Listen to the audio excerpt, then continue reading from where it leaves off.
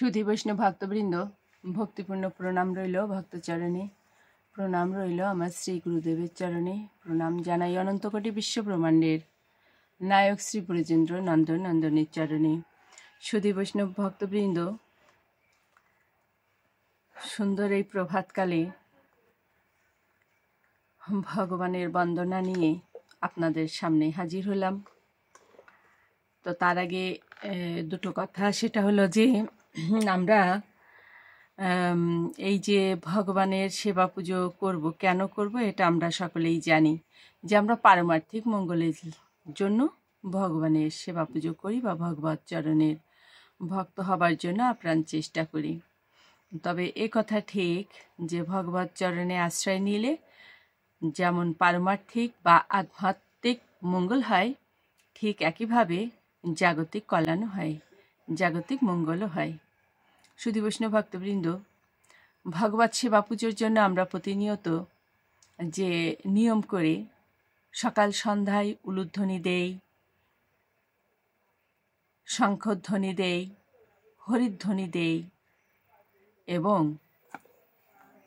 সন্ধ্যা আরতি, মঙ্গল আরতি, দর্শন আরতির সময় আমরা খোল ও করতাল বাজিয়ে নৃত্য করে আরতি করি। এতে কি হয়?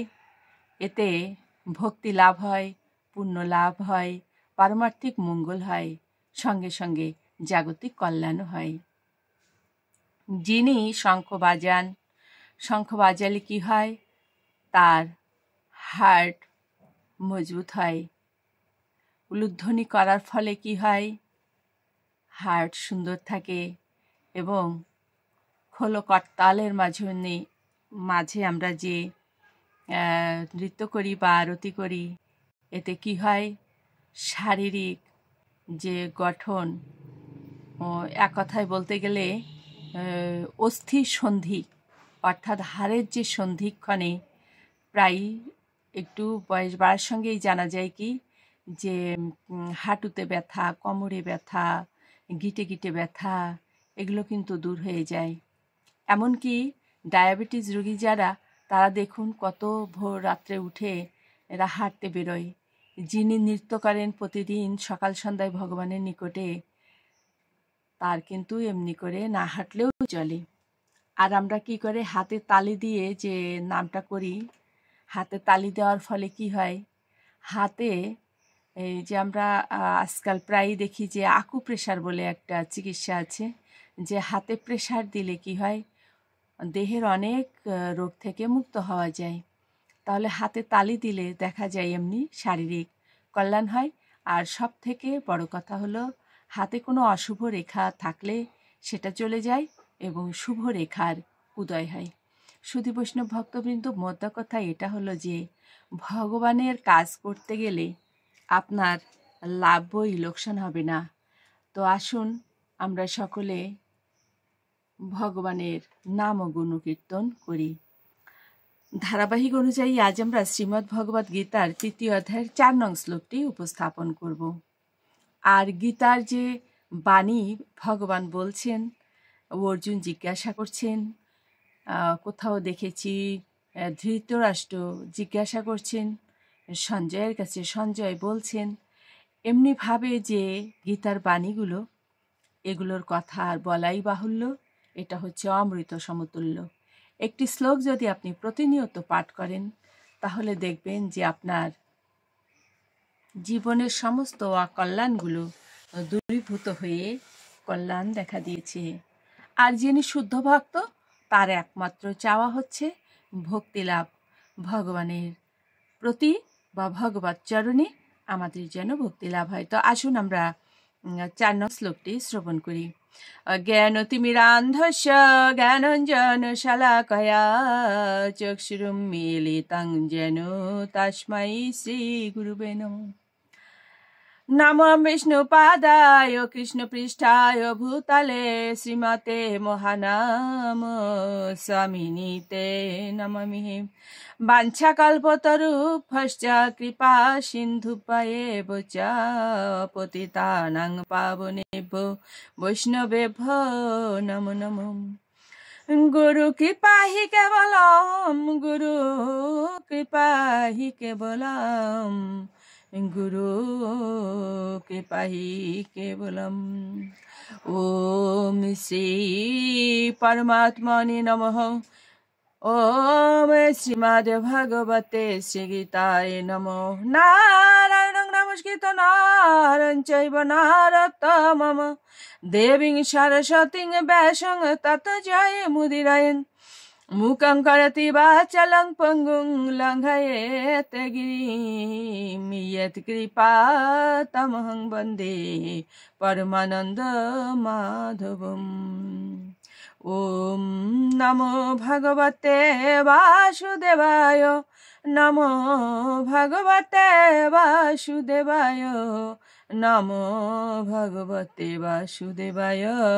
श्रीमद् भगवते श्रीगीताय नमो, श्रीगीताय नमो, श्रीगीताय नमो।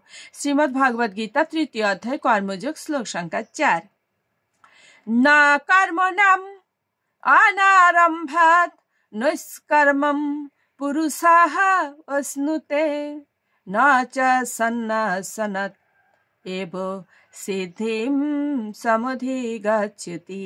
অনুবাদ, কেবল কর্মের অনুষ্ঠান না করার মাধ্যমে কর্মফল থেকে মুক্ত হওয়া যায় না, আবার কর্মত্যাগের মাধ্যমেও সিদ্ধি লাভ করা যায় না।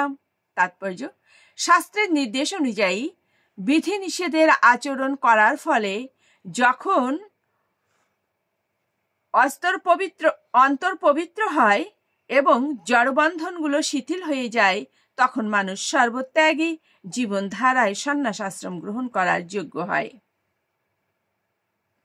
অন্তর পবিত্র না হলে, সম্পূর্ণভাবে কামনা বাসনা থেকে মুক্ত না হলে সন্ন্যাস গ্রহণ করার কোনো মানেই হয় না। মায়াবাদী জ্ঞানীরা মনে করে সংসার ত্যাগ করে সন্ন্যাস গ্রহণ করা মাত্রই অথবা সকাম কর্ম পরিহার করা মাত্রই তারা তৎক্ষণাৎ নারায়ণের মতো ভগবান হয়ে যায়। ভগবান শ্রীকৃষ্ণ কিন্তু তা অনুমোদন করছেন না। অন্তর পবিত্র না করে জড়বন্ধন মুক্ত না হয়ে সন্ন্যাস নিলে তা কেবল সমাজ ব্যবস্থার উৎপাতেরই সৃষ্টি করে। পক্ষান্তরে যদি কেউ ভক্তিযোগে ভগবানের সেবা করেন, তবে তার বর্ণ ও আশ্রমজনিত ধর্ম নির্বিশেষে তিনি ভগবানের কৃপা লাভ করেন। ভগবান নিজেই সে কথা বলেছেন, স্বল্পম পশ্য ধর্মস্য ত্রায়তে মহত ভয়াৎ। এই ধর্মে স্বল্প আচরণ করলেও জড়জগতের মহাভয় থেকে ত্রাণ পাওয়া যায়। সুধী বৈষ্ণব ভক্তবৃন্দ, আমরা তাৎপর্য শ্রবণ করলাম। এখানে ভগবান এটা বলেছেন যে কেবল কর্ম অনুষ্ঠান না করলে, অর্থাৎ আমরা কর্ম ত্যাগ করলাম, আমরা এটা মনে করলাম যে কর্ম যদি করি তাহলে মায়া মোহে আবদ্ধ হয়ে যাব, তো কর্ম ত্যাগ করলাম। আবার বলছেন যে কর্ম ত্যাগ করলো অনেকে, ত্যাগ করে কি করলো, সে বনে জঙ্গলে যে বাস করলো, কিন্তু তাতেই কি তার সিদ্ধি লাভ হবে? হবে না। কারণ সে কর্ম ত্যাগ করলেও সে তো মোহমায়া থেকে মুক্ত হতে পারবে না। সে মনে মনে কি করবে, সংসারের জন্য চিন্তা করবে, সংসারের প্রতি মায়া করবে। দেখা যাচ্ছে কাজ সে করছে না, কিন্তু সংসারের মায়াও সে ত্যাগ করতে পারছে না, এতে কোনো ফল হবে না। কিন্তু কেউ যদি সংসারের থেকে নির্লিপ্ত হয়ে ভগবানের চরণ সেবা করেন, যা কিছু করবেন, যে কাজটাই করবেন, যদি এটা মনে করেন এটা আসলে আমার না, এটা ভগবানের, আসলে প্রকৃতপক্ষে সেটাই সত্য। এই ঘর বাড়ি, টাকা পয়সা, জমি জায়গা, কোনো কিছুই আমাদের সঙ্গে যাবে না, অর্থাৎ এগুলো আমার নয়। আমার যে হাতে যে কলমটা আছে, যে খাতাটা আছে, এগুলো কি আমি যাবার সময় রেখে যেতে পারবো না, একটা সুচও আমি নিয়ে যেতে পারবো না। তাহলে আমি এটা চিন্তা করব যে এগুলো আমার কিছুই না। তো এগুলো যদি আমার কিছুই না হয়, আমি কোথায় থাকবো? আমি থাকবো ভগবত চরণে। তাহলে ভগবত চরণে কি আমি ইচ্ছা করলেই যেতে পারবো? আমাকে কর্ম করতে হবে। তো অবশ্যই আমরা তো সেই কর্ম করতে পারিনি, না হলে আমরা কলিকালে থাকতাম না। এখন আমরা তো গোলকধামে থাকতাম। কলিকালে এখনো কি করছি? আমরা অনেক কষ্টের জীবনযাপন করছি। আমরা কি করছি? আমরা ত্রিতাপ জ্বালা ভোগ করছি। কেন করছি? কারণ আমরা মুক্ত হতে পারিনি। কেন পারিনি? ভগবানের কাজ করিনি। তাহলে আমি যদি ভগবানের কাজ করতে পারি, তাহলে কি করতে পারবো? গোলকধামে আমি ভগবানের সঙ্গে থাকতে পারবো, এবং সেই ভগবানই আমার পরম আপন এবং আপনার জন। তিনি আপনার থেকে আপনজন। এই বোধটা আমাদের ভিতরে জাগ্রত হলে সংসারে থেকেও সে মায়া ত্যাগ করে কি করবে, সে